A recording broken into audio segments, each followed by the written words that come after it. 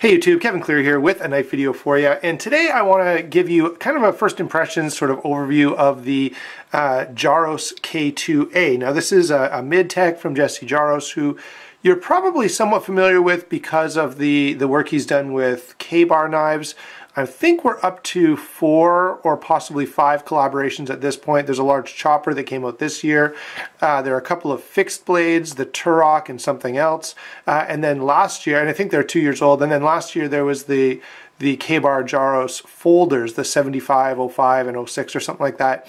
I may have those numbers wrong, but that's pretty close, and they actually resemble this a little bit. Now, what I did say at that time is when I was researching that knife, I found a lot of people who owned this knife, and they talked about how impressed they were with it, and they talked about how well done it was, and how much they loved the blade shape and the grind and the ergonomics and all of these things, and it really got me curious to find one for myself. And so I kind of at that time started looking. Now, Jesse does not do a ton of knives, and when he does sales, they often sell out pretty quick, and you sort of have to catch it at the right time. You know, maybe one Sunday every month and a half or something.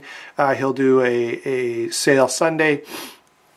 Anyway, I was able to get my hands on this one after quite a bit of searching for these, and so I'm quite glad that I did, and I have been very impressed with it.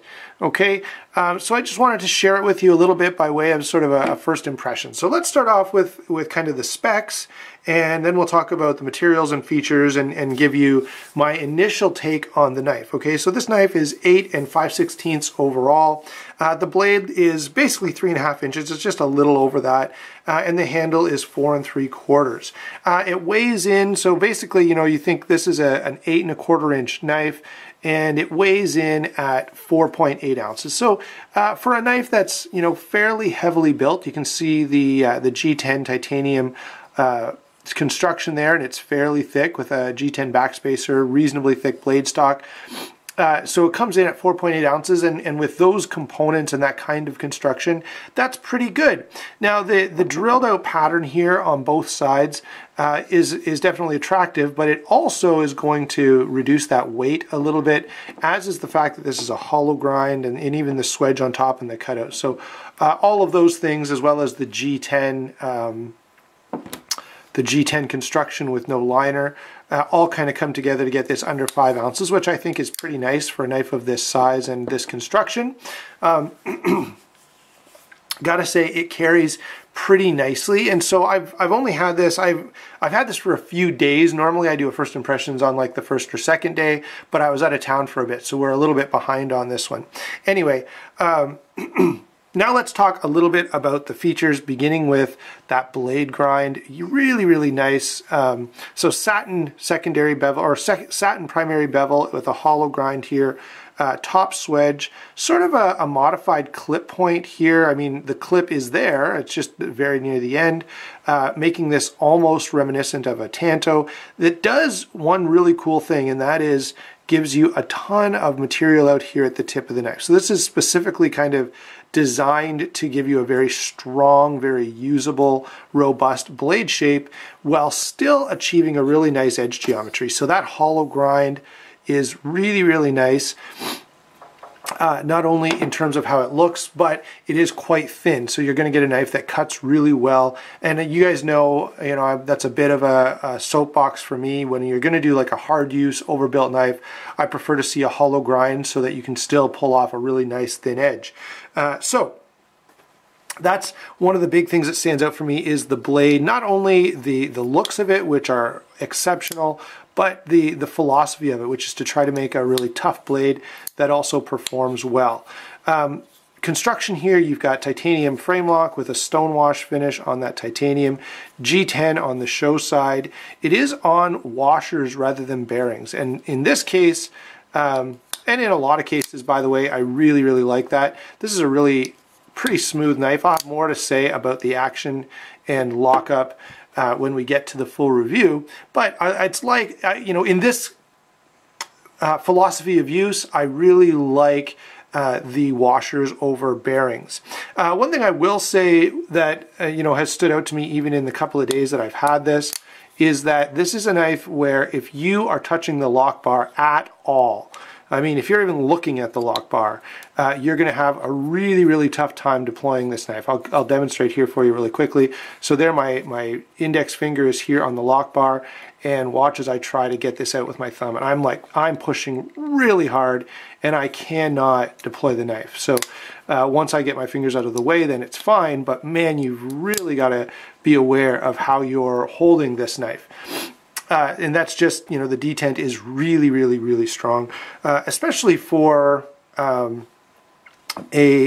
thumb hole deployment. You know, you'd expect to see pretty thick, pretty stiff detent on a flipper, not necessarily on a knife like this. Anyway, moving on from that, we'll talk more about that when we get to the full review. Quickly want to point out the pocket clip here is sort of a Jarosz sort of theme. All of his knives have a pocket clip like this, and you've seen it carried over into the K-bar collaborations. The shape of the knife does mean it kind of ends up in a weird spot, although let me say I think it's kind of a sacrifice that's worth making, because in hand this is really, really nice. But I guess I pointed that out because I wanted to say on the Jarosz from K-bar, I complained about a hotspot created by the pocket clip, and that's certainly not the case on this this knife at all. Okay, and it is a little larger, and I think we had that conversation kind of at the time. One other cool thing to point out here, and that is that right on his website, Jesse lists that these are 30% machined and 70% hand done, so that puts them pretty solidly in the mid-tech segment, and maybe even leans it toward custom, because there are, you know, Grimsmo knives and stuff like that are kind of considered custom knives, even though they're, you know, they're almost 100% CNC machined, and a number of others. Okay, so anyway, we could have that conversation at a different time when maybe we'll make a video about mid-tech versus high-end production versus custom. Nick Shabazz has done a pretty good one about that recently. So now that we're kind of done that little aside, let me say my overall impressions on this knife is that this is a knife that is very deliberately and very well designed to be a good carry knife. Just a knife that is a real workhorse, that can be used, that can be carried, that you don't have to be worried about, you know, breaking or scratching or dropping or anything like that.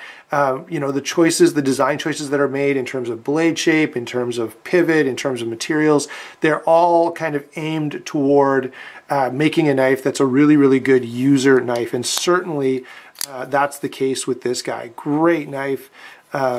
Or at least my initial, you know, carry and use on this is that it really has achieved what it's aiming for. Now I'll have more to say, and I'll have a lot more comparisons when we do the full review on this knife, but I just wanted to kind of get it out there and share it with you a little bit, because there's not a lot on the internet about these knives.